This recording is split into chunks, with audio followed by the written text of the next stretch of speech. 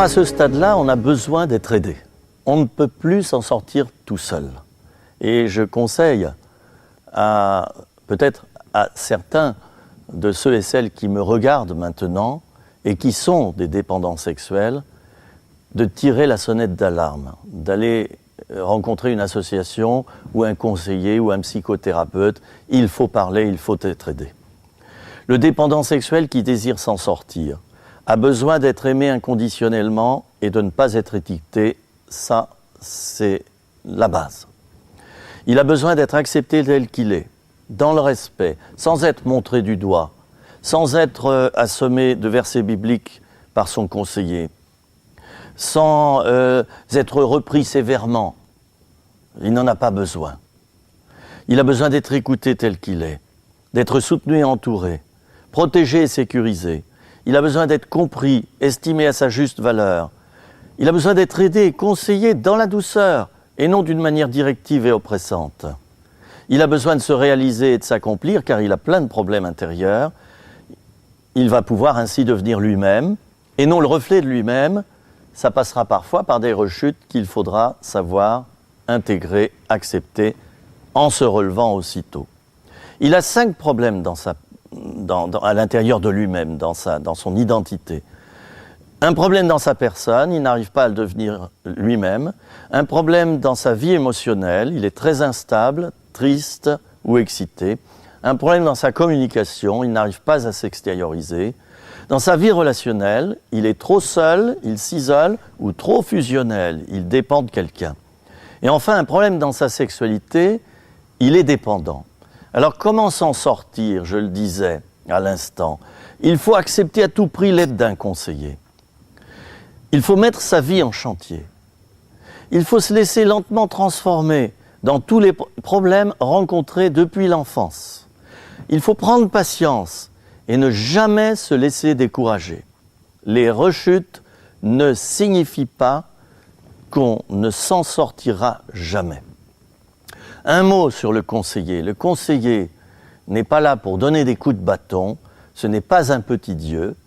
Le conseiller va avoir une âme de père et prendre sous son aile, en quelque sorte, cet enfant qui s'est égaré.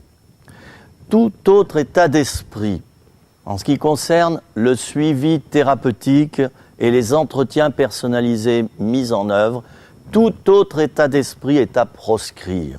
Si vous devenez conseiller auprès des dépendants sexuels, mais que vous passez votre temps à les reprendre sévèrement, à les aligner à l'aide de versets bibliques, vous avez raté votre vocation, ne faites plus cette activité, ne rentrez pas dans ce ministère, vous n'êtes pas fait pour cela, il faut un cœur de père. Si vous avez dans votre entourage une personne qui vit dans la dépendance sexuelle, je vous en supplie, ne la jugez pas.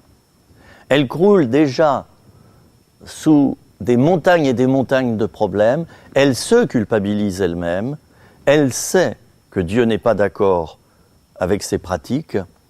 N'en rajoutez pas, même avec des versets bibliques. Je le disais à l'instant, ayez un cœur de père, ayez un cœur de mère. Écoutez cette personne.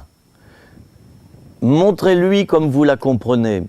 Prenez-lui la main avec douceur, en l'incitant à croire dans un relèvement. Tenez votre langue.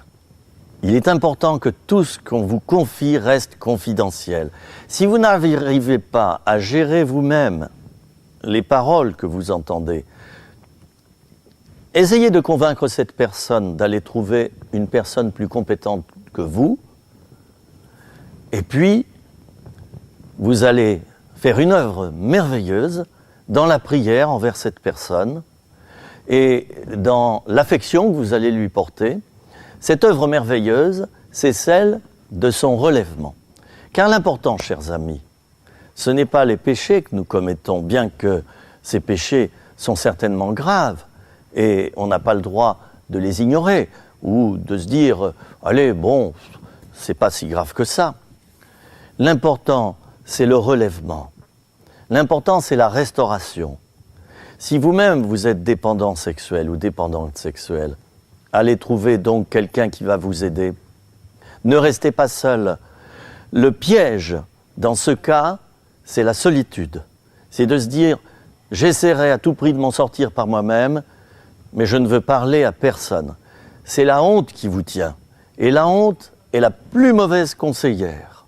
Alors, décidez de vous ouvrir à quelqu'un d'autre, décidez de faire un parcours et un relèvement, et même si ça prend du temps, ce n'est pas grave.